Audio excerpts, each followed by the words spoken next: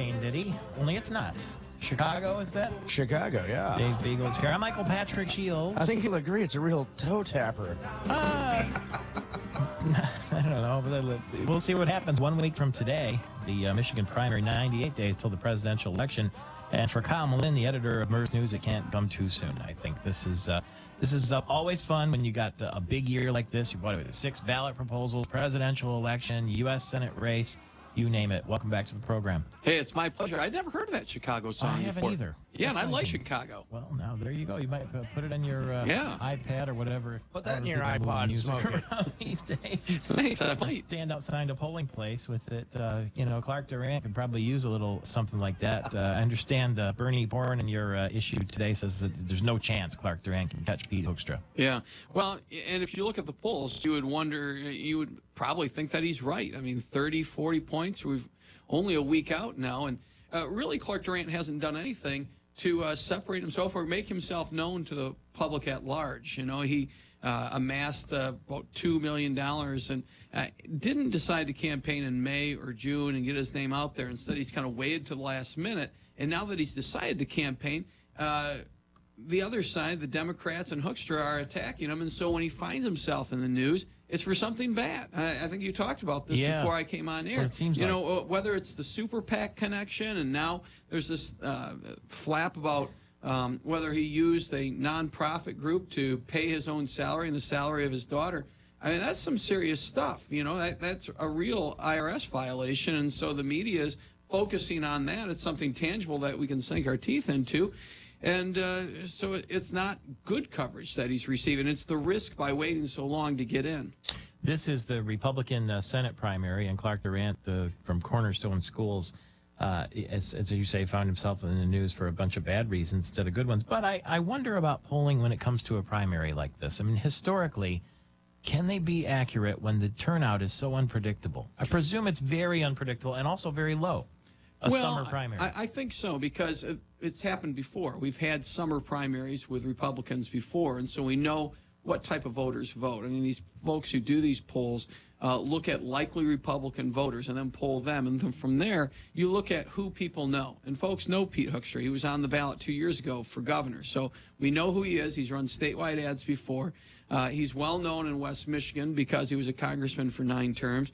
But folks don't know Clark Durant. They don't know Gary Glenn, who's also on the ballot, but is dropped out, I guess. Randy Heckman, they don't know him either. I mean, when you don't know 4 people on the ballot, you know one name, chances are people are going to vote for that one name that they know.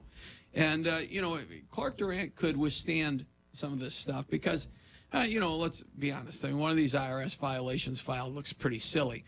But when the folks don't know who they are and can kind of debut them, Clark Durant wouldn't do that, there's nothing you can do. Later in the program, we're going to be joined by South Carolina Governor Nikki Haley, who is going to be in Michigan today in Lansing, and probably you'll run into her in Ann Arbor and then in Detroit. Some people are saying she could be Mitt Romney's pick for vice president.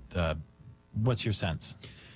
Well, I think the last Republican presidential nominee tried that in trying to get an attractive female from a small state, and she was tossed around and batted around and made fun of basically at the end of the day. Now, Nikki Haley's a little different. I think she's a little sharper knife than Sarah Palin. But I think that Mitt Romney is going to have to try and go for a bigger state, go for a different vote. And I think that's where Marco Rubio makes a lot more sense. Going to Florida, I mean, he needs to win Florida to win this election, absolutely needs to win Florida. So if he can get a Floridian, I think that makes a lot more sense. And plus, you get an Hispanic. And even though Hispanic Latinos don't necessarily relate to Marco Rubio, it's still something that would attract a key segment of the population, which can be gotten. And, it's not like the African-American community, which will go for an African-American candidate, 9 times out of 10 or whatever. The Hispanic population could go for a Republican. It's not, set in stone that they'll go Democratic. Do you think that that Mitt Romney can win the campaign without winning Michigan? Oh, yeah. You do? Oh, yeah, absolutely. He can win without winning Michigan because if you look at the electoral votes in play, he only needs to – here's the states he absolutely needs to win: Pennsylvania, Ohio, Florida, Virginia, Indiana. Some of these states that have gone blue in the past, or gone red in the past, in the not too distant past, but went blue for Barack Obama.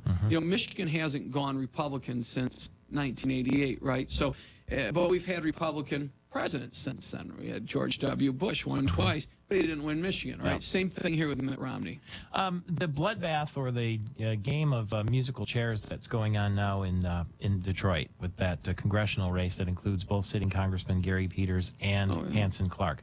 Two guys in Congress. One of them is going to have a pretty ungracious exit by losing in a primary. Yeah. I've seen polls, and they've been printed in MIRS News, that are completely different. Yeah. I mean, big differences.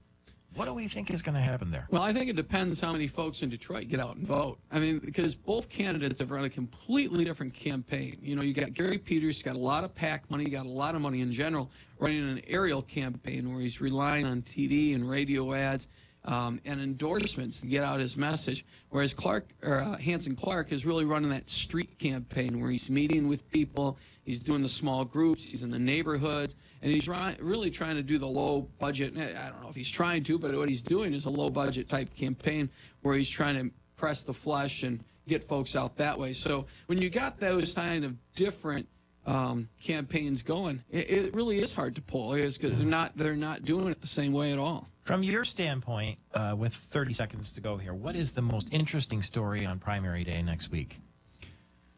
Oh, geez. Whether Nancy Cassis can do something against Carrie Benefolio in the Thad McCobb as a write-in. As a write-in. That's why, because write-ins just haven't been successful. But how well can the Brooks-Patterson machine do to try and help somebody beat a Tea Party vote, the only name on the ballot? On short notice, too. On very short notice.